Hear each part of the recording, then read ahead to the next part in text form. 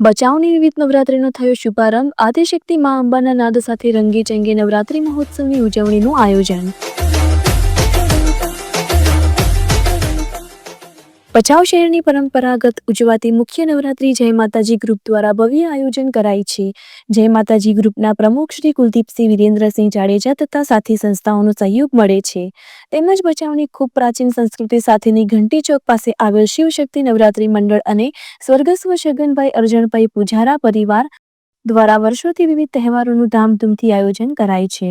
તેમજ અંબાધામ મંદિર અવિનાશભાઈ જોશી ભચાઉ તેમજ પ્રજાપતિ સમાજ, લોહાણા સમાજ, પટેલ સમાજ, સોની સમાજની ભવ્ય નવરાત્રી મહોત્સવ ઉજવાય છે.